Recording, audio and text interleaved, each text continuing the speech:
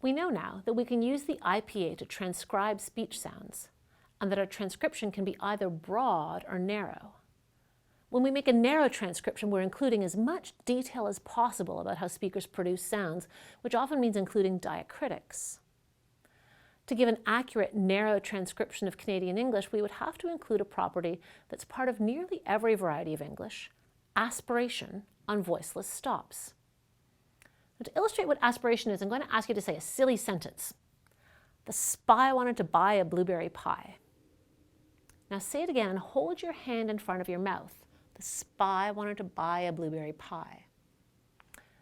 Did you feel any differences between the words spy, buy, and pie? For native speakers of English, the word pie is produced with a little puff of air as the p is released. That puff of air is called aspiration. English speakers systematically produce aspiration on voiceless stops at the beginning of a stressed syllable, but not on voiced stops. To understand why, we have to think about voicing and about manner of articulation. Remember that voiced stops are produced by vibrating the vocal folds, whereas voiceless sounds have the vocal folds held open so air can pass freely between them. Remember also that producing a stop involves closing off the vocal tract completely for a moment, then releasing the obstruction and allowing air to flow freely again.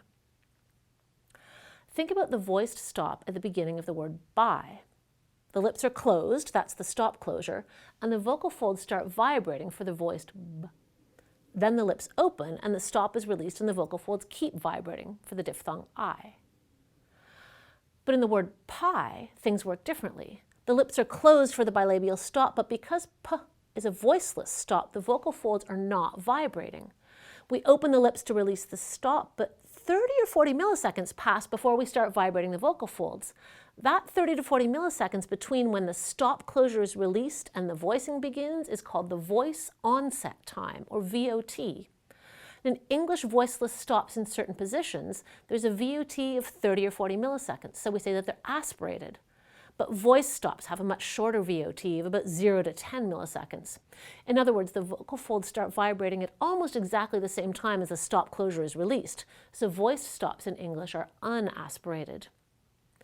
The diacritic to indicate aspiration on a stop is a little superscript H, like so. But to make matters even more complicated, it's not all voiceless stops that get aspirated in English. It's only voiceless stops at the beginning of a stressed syllable. In words like appear and attack, the voiceless stop isn't the first sound in the word, but it comes at the beginning of a stressed syllable, so it gets aspirated. But in the words apple and nickel, the voiceless stop comes after a stressed syllable and before an unstressed syllable, so it doesn't get aspirated. We don't aspirate voiceless stops at the ends of words, like in brick, and we don't aspirate voiceless stops following an S, even if they are at the beginning of a stressed syllable. Aspiration of voiceless stops is something that native speakers do so regularly and so automatically that it's very hard for us to perceive it because it's just always there. And to convince you, I'm going to record someone saying this sentence and show you the waveforms. Aspiration of voiceless stops is something that native speakers do so regularly and so automatically that it's hard for us to perceive it because it's just always there. To convince you, I've recorded someone saying this sentence and I'll show you the waveforms. This program is known as a waveform editor, and here's Kendrick's voice saying that sentence. The spy wanted to buy a blueberry pie. This waveform is a visual representation of the sound waves that Kendrick just produced. See that I can select certain parts of the sentence and play them back. The spy buy pie. Let's look first at buy. Buy. You can see that there's a very brief silence. That's where Kendrick's lips were closed for the bilabial stop. Then when he releases his lips, the waveform gets nice and big for that sonor's vowel I. Buy. Now let's look at pie. Pie. Pie. You can see the same silence where the lips are closed and the same big waveform for the vowel I, but before the vowel, there's this noisy burst of turbulence.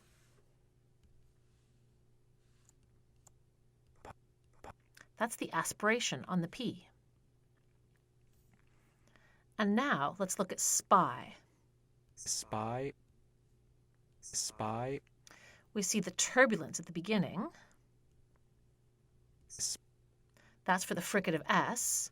And then there's this silence where the lips are closed for the P. And then there's this nice sonorous vowel. Spy. But there's no burst of noise following the release of the lips because the P in spy was not aspirated. In fact, if I select just the pi portion of spy, what does it sound like? Spy.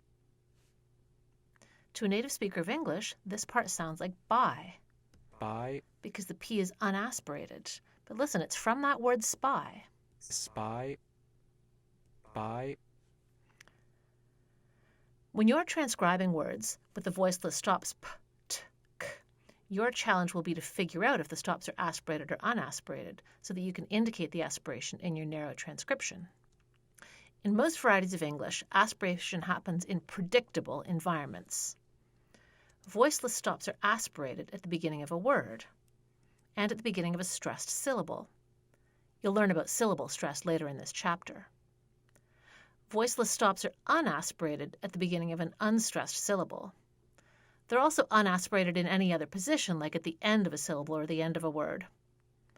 And even if a syllable is stressed, a voiceless stop is unaspirated if it follows S. In English, voiced stops are never aspirated. They're always unaspirated. One thing that I want you to remember is that this pattern of aspiration is particular to the grammar of English, but stops behave differently in other languages.